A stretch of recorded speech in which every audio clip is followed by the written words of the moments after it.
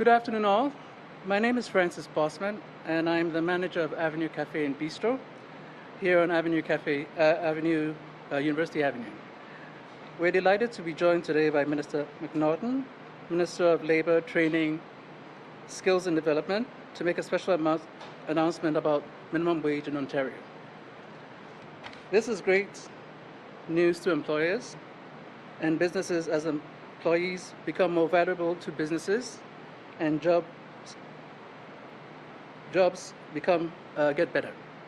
Workers get more training and there's less turnover. I'll now like to welcome the Minister to the podium. Thank you. Great. Well, good afternoon, everyone. And Francis, I want to say thank you so much for hosting us here today. I have to tell you, you serve the best coffee in all of Toronto here, and I know people along University flock to have your food and drink the coffee here. So thank you for everything that you do and your team. Our government is on a mission to rebalance the scales and put working people in the driver's seat of our future. That's why, under the leadership of Premier Ford, we are working for workers and leading the country with changes that help them earn bigger paychecks for themselves and their families. Because we know when working families are stronger, Ontario is stronger. For decades, past governments of all stripes have dithered and delayed on investing in our workers, paying them more, and treating them better. Those days are over. Unlike them, our government has a workers' first plan. We're building for tomorrow today, and we're getting it done for all of our workers. Ontario's workers are the best anywhere, and it's their effort and dedication that has and will continue to build our province. They deserve to have more money in their pockets at the end of a hard day's work. Today, I'm pleased to announce Ontario is raising the general minimum wage to $15.50 per hour starting on October 1st, 2022. This 8% increase in 1 year will help workers keep up with rising inflation. It's one more way we're fighting for everyday people and delivering real positive change for over 700,000 workers in communities right across our province.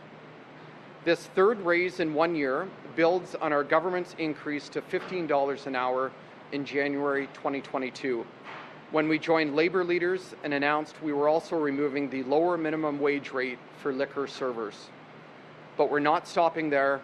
There's more work to be done. Our government's second Working for Workers Act, if passed, builds on this action by making Ontario the first province to extend the minimum wage to gig workers, giving them more rights and protections than their counterparts anywhere else in Canada. With this raise, Ontario's minimum wage will continue to be among the highest in Canada, higher than Alberta, Manitoba, Quebec, Nova Scotia, New Brunswick, Newfoundland, and PEI. For our lowest earning and often hardest working workers, this raise will make a world of difference. For those earning the general minimum wage and working 40 hours a week, they will see their pay rise by $1,768 this year. And liquor servers who work 40 hours per week will see their paychecks grow by $5,512 in 2022. Our government is making Ontario the #1 destination anywhere in the world by lifting families up and putting the people on the front line first. Our mission is to build a stronger Ontario that works for everyone. We're a diverse province and the work we do is different, but a common dream we share is to build a brighter future and a better tomorrow for everyone. This latest pay raise is one more step towards that goal. It's why we're working relentlessly for workers and we're getting the job done. Thank you, and again to Francis and his team, thank you so much for hosting us today, and we're happy now to take some questions. Hi, Minister. How are you? Hi, Jeff. I'm well. About the announcement today, this is the built-in inflationary increase that's in the legislation that passed last fall, right? Yes. Can you explain how it's calculated? Because I think I'm weak on the math, but I think the 50 cents doesn't match what I see in the CPI now. So just can you explain that, where that number comes from? So we're moving forward on October the 1st to increase the minimum wage in Ontario to $15.50 an hour. That's an 8% increase. We accelerated the increase to ensure that we got to $15 an hour on January the 1st. And we're announcing today that starting October the 1st, it'll be $15.50 an hour, which will be that 8% pay increase. But for all workers, I want them to know that every year going forward, there will be an announcement in April of what the minimum wage increase that will take effect on October the 1st of every year going forward. That also helps people like Francis and small businesses across the province have that predictability. So this truly is a win for workers. It's more money in their pockets, and it's a predictable way of handling the minimum wage increase. That increase is based on inflation at that time in April, then? That's not up to you to decide what it is. There's a formula. It'll be based on the inflation in April.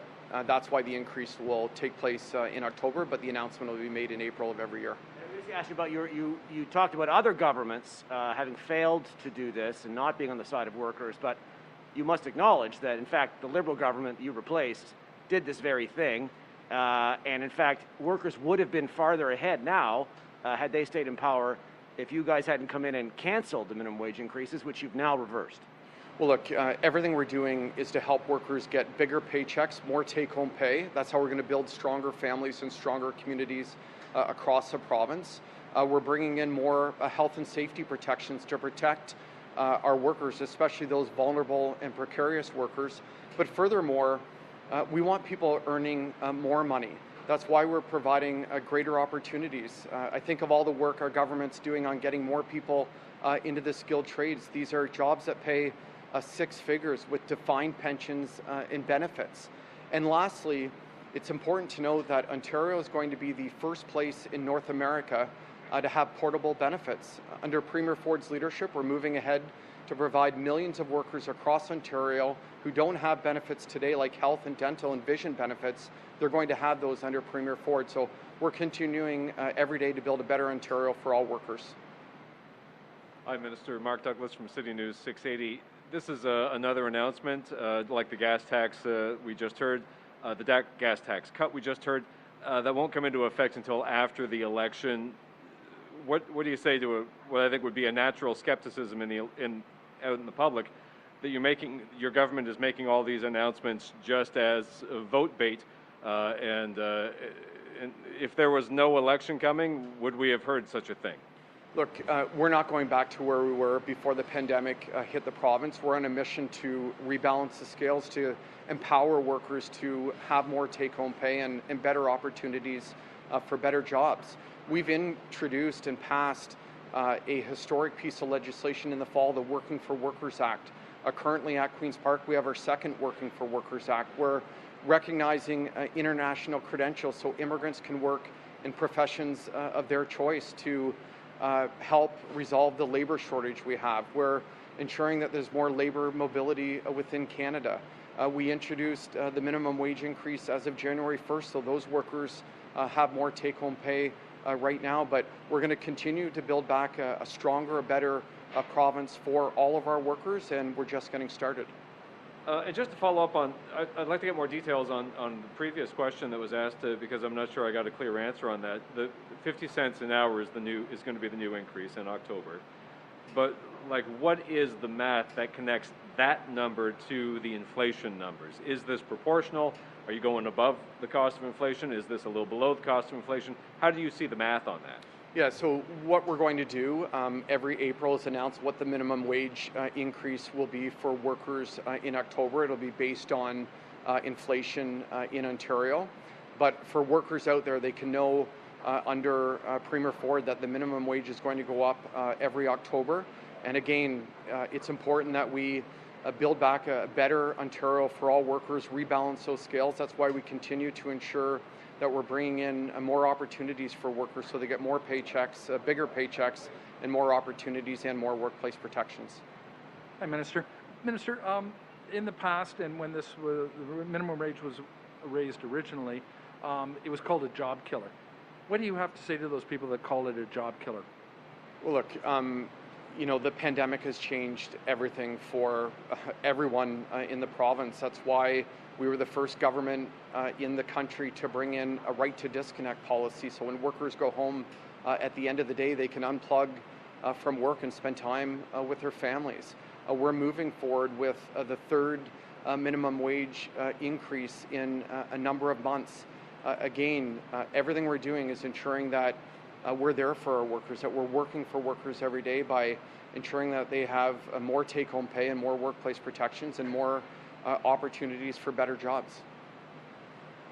In the past, when the minimum wage was raised, there was a well-known company that fought it.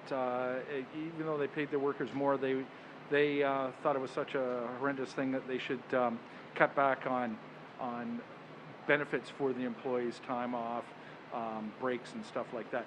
What's going to prevent those types of companies from taking out the raise in minimum wage on their employees? Yeah, I mean, look, things have changed. I remember back in March of 2020, 200,000 jobs in Ontario were going unfilled.